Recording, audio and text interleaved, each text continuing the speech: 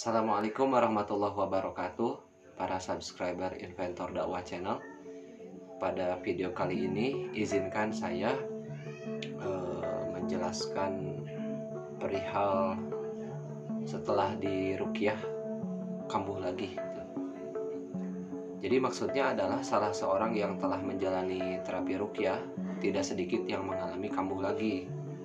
Kambuh di sini bisa dalam artian kambuh lagi alias jinnya masuk lagi, atau bisa juga dalam artian penyakit yang diderita pasien tersebut kambuh lagi. Jadi ada dua artian di sini gitu. Nah, apa sih yang menyebabkan orang yang sudah diruqyah ternyata atas izin Allah sembuh, kemudian kok kambuh lagi gitu? Jadi tidak sedikit kasus orang-orang yang diruqyah beberapa hari atau beberapa minggu, beberapa bulan tidak sakit alias sembuh, dan setelahnya sakit lagi gitu, kambuh lagi sakitnya. Dan itu waktunya berbeda-beda, jadi rentang waktunya sangat berbeda-beda. Ada yang memang sembuhnya dalam kurun waktu yang lama, ada juga yang sedikit gitu. Nah, dalam hal ini izinkan saya pribadi menjelaskan apa sih penyebabnya dan bagaimana solusinya gitu, agar kita ini mendapatkan sebuah ilmu yang ilmu tersebut bisa membuat kita husnuzon kepada Allah Subhanahu wa taala dan tidak bersuuzon gitu. Karena ketika kita meruqyah secara tidak langsung kan yang dibacakan itu ayat-ayat Al-Qur'an ya. Terus ternyata atas izin Allah sembuh, kemudian kambuh lagi. Terus orang tersebut menyalahkan ruqyahnya kok tidak efektif dan lain sebagainya. Itu sama dengan bersuuzon kepada Allah Subhanahu wa taala. Karena kenapa? Karena ketika diruqyah itu kan membacakan ayat-ayat Al-Qur'an ya. Jadi jangan sampai kita mengucapkan kalimat-kalimat yang salah gitu. Nah, fungsinya saya membuat video ini adalah agar orang-orang yang diruqyah itu tidak bersuuzon kepada Allah Subhanahu wa taala, apalagi khususnya ruqyah Al-Qur'an itu merupakan metode pengobatan yang memang diperbolehkan dalam syariat Islam. Baik, sebelum menjelaskan bagaimana solusinya, terlebih dahulu saya harus memberikan contoh-contoh atau fakta-fakta bagaimana ketika tim kami meruqyah di lapangan gitu ya. Terlepas dari penyakit medis atau bukan, sebetulnya 75% penyakit medis ketika kami ruqyah ternyata bereaksi gitu. Jadi misalkan nih kita meruqyah seseorang yang terkena sakit lambung, misalkan mah kronis ya. Nah, ketika diruqyah ternyata bereaksi gitu, seperti ada kesurupan parsial atau muntah-muntah dan lain sebagainya gitu. Jika ini hanya abreaksi atau gejala-gejala tekanan alam bawah sadar, tidak mungkin gitu. Sebab ketika seseorang meruqyah itu murni hanya membacakan ayat-ayat Allah gitu. Dan ketika ayat-ayat Allah dibacakan, muntah, panas, menjerit-jerit, atau misalkan ya kesurupan parsial itu maksudnya separoh misalkan di tangan susah digerakkan, kaki susah digerakkan dan sebagainya. Ini menandakan bahwa ada jin di dalam tubuh orang tersebut gitu. Nah, kemudian setelah diruqyah, mah kronisnya sembuh, alhamdulillah atas izin Allah. Sembuh dalam rentang waktu yang cukup lama. Kemudian sakit lagi. Nah, berarti ini ada penyebab kenapa kok bisa kambuh lagi gitu. Nah, contoh lain misalkan ada di kasus orang yang sakit kepala misalkan. Orang tersebut diruqyah, tapi sebelum diruqyah ia bilang sudah dicek medis, lab, ternyata hasilnya nihil. Itu artinya ada jin kan di dalam kepalanya. Nah, ketika diruqyah alhamdulillah atas izin Allah sembuh gitu ya. Ini menandakan bahwa seseorang yang sakit kepala ini sembuh karena jin yang ada di dalam kepalanya itu sudah keluar gitu. Dan atas izin Allah ternyata sembuh. Dan beberapa waktu yang lama ternyata sakit lagi. Jadi kalau kita memandang ruqyah bisa menyembuhkan, itu bisa. Namun kenyataannya di lapangan 75% ya, banyak orang yang kambuh lagi, sakit lagi setelah diruqyah.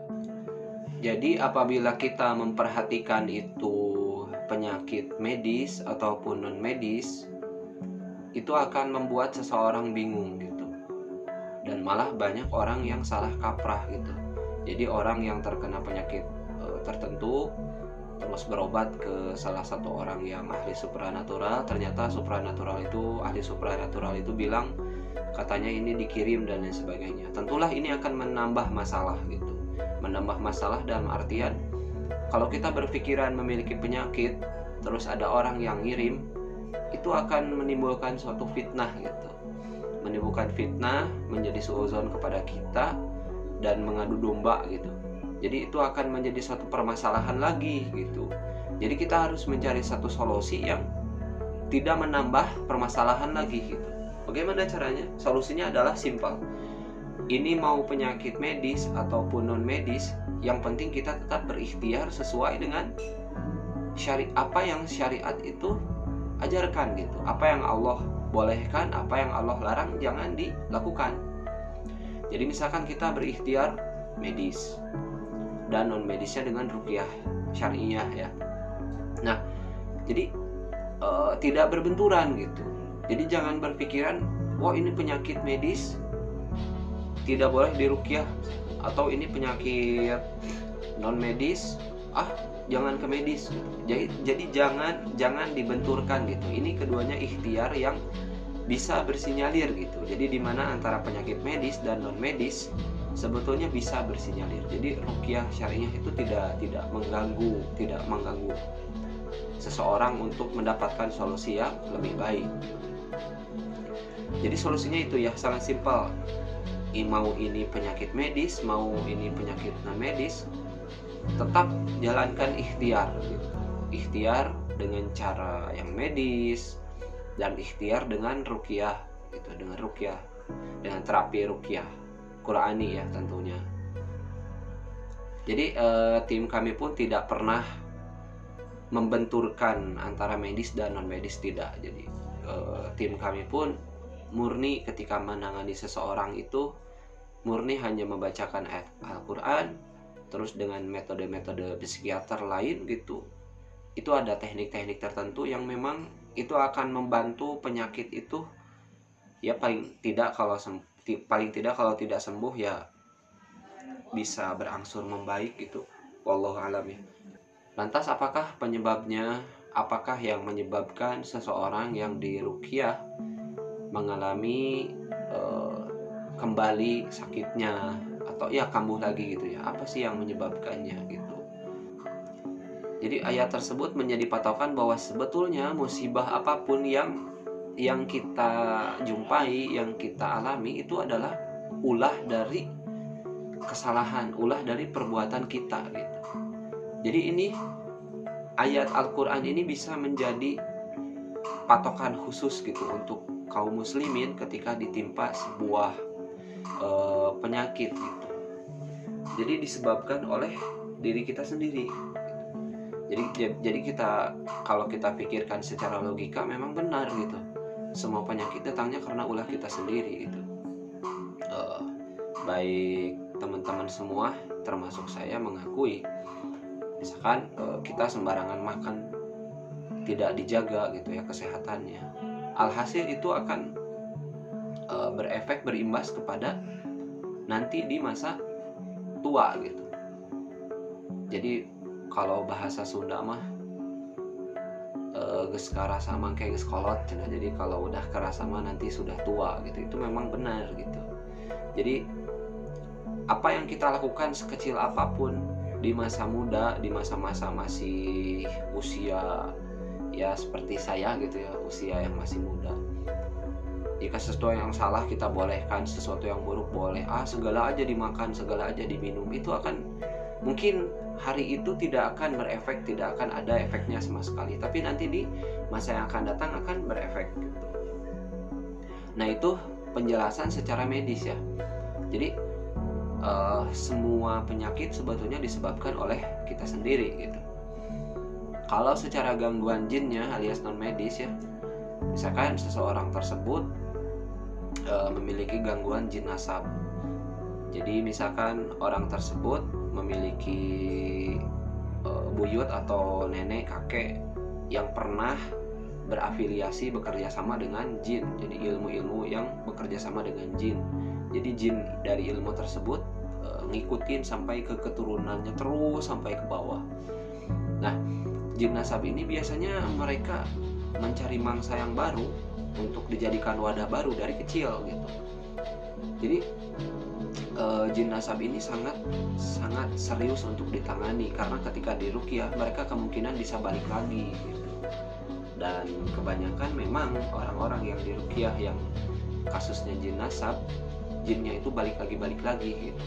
Karena mungkin karena perjanjian dengan bangsa jinnya belum terputus gitu ya. Dan untuk memutuskan perjanjian jin nasab itu tidak mudah, jadi perlu tawakal kepada Allah yang tinggi, apalagi keimanan juga itu sangat mempengaruhi gitu. Nah, itulah penyebabnya. Jadi yang pertama ya, semua penyakit baik itu medis atau non medis disebabkan oleh ya kita sendiri gitu. Kemudian penyebab yang lainnya adalah biasanya orang tersebut tidak mau berusaha dan bersemangat dalam ruqyah mandiri gitu. Padahal sebetulnya para peruqyah manapun selalu menganjurkan sebetulnya ruqyah itu dianjurkan sendiri, jadi tidak boleh bergantung kepada seseorang gitu. Biasanya nih orang-orang yang sudah diruqyah itu malah karena memang karena udah sembuh jadi enggak lagi gitu. Itu jangan gitu. Jadi kewajibannya adalah harus terus memperkuat keimanan ya, tadarus Al-Qur'an ya, membacakan ayat-ayat ruqyah sendiri gitu. Itu memang harus gitu, karena sedang dalam masa pengobatan gitu. Nah, itulah hal-hal yang sering diabaikan oleh orang-orang gitu. Jadi pemahaman tentang ruqyah itu harus diluruskan kembali gitu.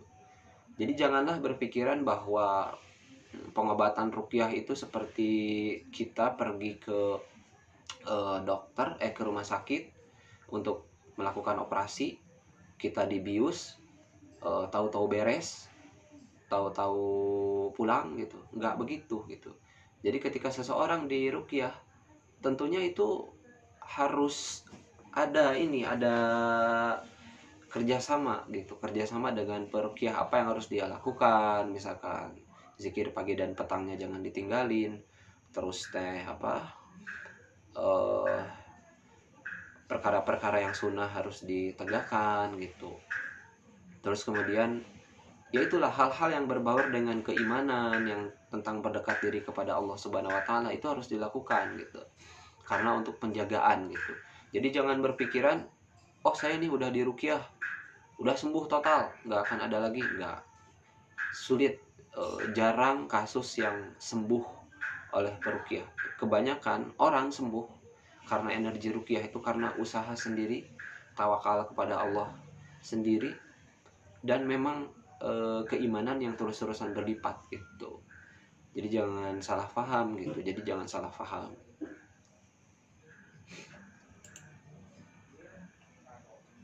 Oke, setelah saya menjelaskan apa penyebab bisa kambuh lagi.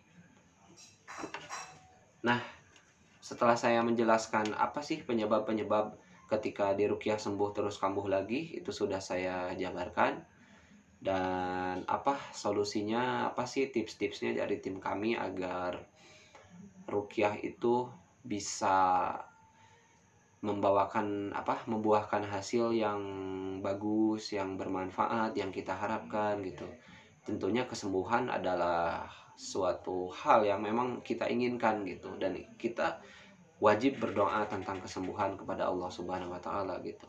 Jadi apa sih solusinya atau tips-tipsnya agar ruqyah itu bisa membuahkan hasil yang bagus, yang bermanfaat? Ya intinya lah pengen sembuh total gitu ya. Yang pertama adalah jangan putus asa akan ikhtiar. Jadi ikhtiar mau medis atau non medis, tentunya dengan ruqyah syariah terus aja gitu. Nah, Di dalam ikhtiar ini kita membuat semacam semacam jurnal atau catatan perkembangan kita gitu. Jadi itu dicatat gitu. Jadi diagendakan kita ini ngapain nih. Contohnya misalnya ketika kita meruqyah nih ya. Jadi ruqyah itu biasanya dilaksanakan 3 hari ya. Hari ke-1 kita fokusnya misalkan sharing dulu, membuka pikiran dulu. Membuka pikiran, maksudnya ini membuka pikiran bukan dengan tenaga dalam ya. Membuka pikiran itu ilmu-ilmu tentang ruqyah seperti apa, konsepnya gitu ya. Terus ayat-ayat Al-Quran yang bisa mendekatkan diri kepada Allah itu dijelaskan dulu. Kemudian di hari pertama itu selain sharing biasanya pendeteksian gitu. Jadi dengan ayat-ayat ruqyah dibacakan, kalau ternyata bereaksi lanjut, kalau tidak berarti kami anjurkan untuk ruqyah mandiri. Kemudian di hari kedua biasanya kalau misalkan orang itu terkena gangguan jin, biasanya kami meruqyah lagi selama beberapa jam, tidak bisa ditentukan. Yang penting kita bisa mencari hal yang belum bisa dikerjain nih. Jadi misalkan hari kedua kita nih ruqyah jin-jinnya atas izin Allah dikeluarin. Kemudian ternyata masih ada lagi. Minimal hari kedua energi orang itu, cairan tubuhnya gitu yang diruqyah tidak habis gitu. Jadi jangan terus dikuras. Jadi biar tidak sakit gitu. Nah, nanti lanjut di hari ketiga. Hari ketiga kita membereskan jin-jin yang belum keluar gitu. Dan kalau ternyata setelah hari ketiga ini tidak ada apa-apa, walaupun tidak apa-apa, dengan catatan harus ruqyah mandiri, nanti kita tetap memantau gitu dengan leader gitu. Jadi dengan mentoring yang jelas gitu. Jadi lewat WhatsApp dan sebagainya. Jadi pokoknya kita tidak lepas tanggung jawab gitu. Nah, jadi ini pakai jurnal gitu, pakai agenda gitu. Penyakit-penyakit yang lain pun lebih baik kita diagendakan gitu. Karena kalau misalkan kita memikirkan memikirkan suatu penyakit yang kita derita, itu kebanyakan malah orang itu terjebak jadi beban gitu. Harusnya penyakit itu kan masalah ya. Jadi masalah itu harusnya diselesaikan gitu, bukan malah jadi beban. Kalau penyakit menjadi beban, tentunya ini akan stres. Dan jiwa kita tidak sehat, tidak lapang, dada kita tidak lapang, jiwa kita tidak kuat gitu. Itu akan membuat penyakit itu semakin lama gitu. Harusnya suatu penyakit itu menjadi suatu permasalahan yang harus diselesaikan gitu. Entah itu selesai atau tidak, itu Allah alam. Itu kalau kesembuhan kan bonus dari Allah ya. Nah, jadi kalau misalkan jadi beban, akhirnya jadi begitu, jadi putus asa, jadi mentok, susah untuk berpikir tenang gitu.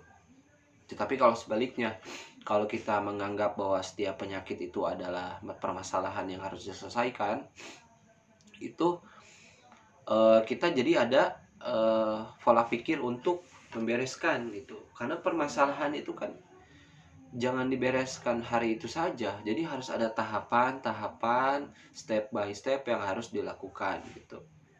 Seperti medis kayak gitu kan. Jadi ada tahapan-tahapan yang harus dilakukan. Jadi anggaplah suatu penyakit itu suatu permasalahan yang harus diselesaikan. Selesaikan dengan cara tahap bertahap. Ada secara berkala gitu. Nah, seperti itu. Kemudian tips lainnya adalah rutinkan terus ruqyah mandiri gitu. Karena kita harus percaya bahwa Al-Quran itu merupakan mukjizat yang Allah turunkan kepada Rasulullah SAW, yakni Al-Quran adalah mukjizat yang terakhir, rahmat untuk seluruh makhluk, dan Al-Quran ini bisa menjadi syifa ya, menjadi obat gitu. Jadi kita harus yakin bahwa zat Quran itu datang atas izin Allah yang bisa menyembuhkan kita. Harus yakin penyakit apapun apabila Allah berkehendak kun fayakun ya pasti jadi gitu. Itu tergantung orang tersebut bagaimana berhubungan dengan Allah gitu. Jadi kalau berhubungan dengan Allahnya bagus, berhubungan dengan Allahnya banyak perkembangan ya gitu, maksudnya Islamnya nggak gitu-gitu aja gitu, insya Allah nanti mungkin Allah akan memberikan bonus gitu. Jadi jangan patah semangat apabila kita tidak kunjung sembuh gitu, karena soal kesembuhan itu tidak berarti apa-apa untuk orang yang beriman gitu. Jadi untuk orang yang beriman, kesembuhan bukanlah segalanya.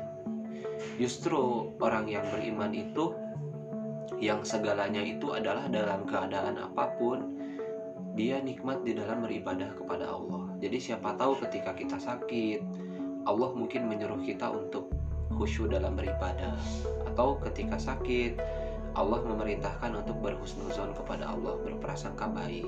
Berprasangka baik dalam artian sakit itu kan bisa menjadi penggugur dosa-dosa ya. Bisa jadi sakit-sakit yang diderita itu adalah penggugur dosa-dosa di masa lalu. Jadi berhusnuzonlah kepada Allah. Siapa tahu Allah memberikan hikmah-hikmah yang banyak gitu. Jadi apabila kita pikirkan, sebetulnya banyaklah orang-orang yang sakit yang lebih parah dari kita, mungkin seperti itu. Jadi jangan sirik dengan orang lain yang sehat gitu, belum tentu. Sebab yang sehat biasanya malah menyalahgunakan kesehatan itu, dipakai untuk hal-hal yang tidak bermanfaat, bisa jadi gitu. Jadi jangan pernah putus asa, jadi berhusnuzon kepada Allah Subhanahu wa taala. Itu ya yang kedua ya.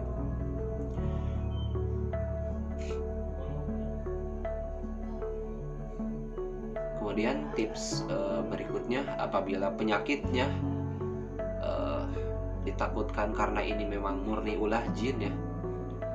Sebab kita juga tidak bisa memastikan apakah itu medis atau non medis, karena banyak kasus yang seperti ini nih. Orang tersebut terkena penyakit medis ya, misalkan yang tadi mah kronis itu. Ternyata di medis iya dan non medis iya gitu. Jadi justru yang lebih sulit dianalisa adalah gangguan jin yang gangguannya itu menyerang organ sehingga timbullah penyakit medis gitu. Misalkan jin itu kan diamnya di aliran darah ya, setan itu kan. Dia diam di aliran darah, menyumbat aliran darah, itu akan menimbulkan penyakit medis gitu. Jadi ini sangat kalau ditafsirkan, diartikan itu sulit gitu. Jadi untuk mengambil jalan yang tidak syubhat, jadi begini solusinya, itu medis atau bukan, medis ikhtiar, non medis juga ikhtiar gitu. Nah tips-tipsnya yang barusan gitu. Dan kalau ternyata misalkan penyakit itu dikarenakan gangguan jin ya, jin leluhur atau jin sihir gitu ya, kita harus melakukan 3 hal menurut saya pribadi ya, berdasarkan pengalaman, yang dimana syaiton atau jin-jin itu tidak berani menghampiri kita gitu biasanya.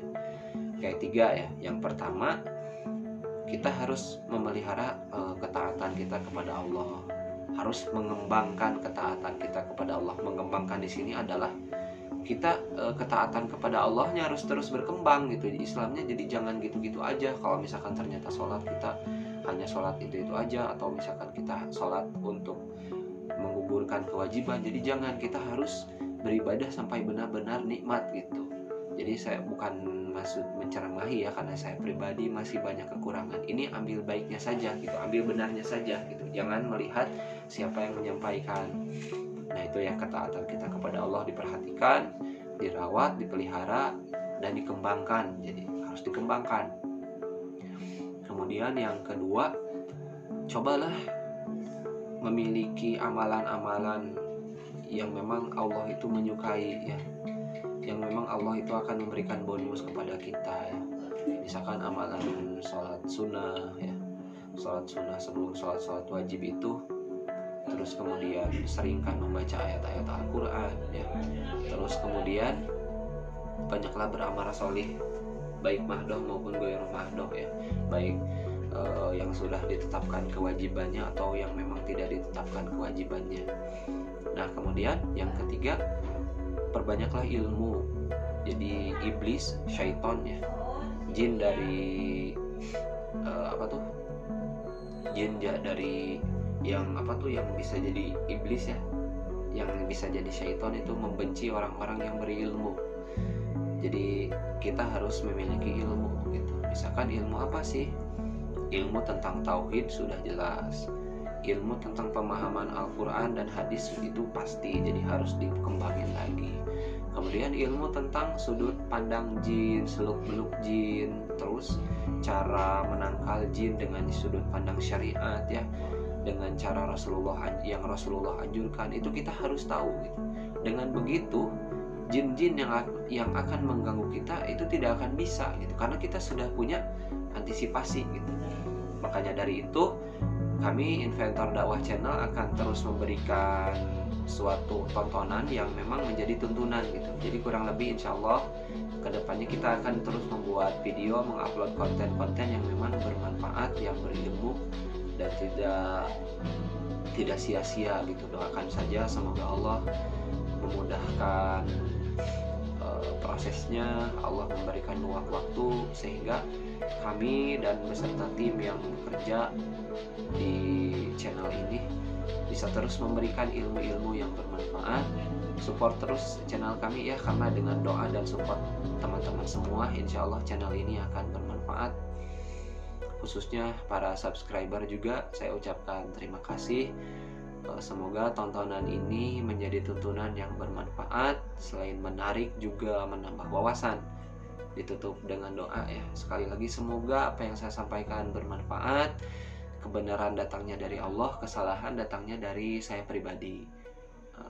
Sampai jumpa di video selanjutnya. Ditutup dengan aku qouli hadza wa astaghfirullah li wa lakum. Wassalamualaikum warahmatullahi wabarakatuh. Sampai jumpa.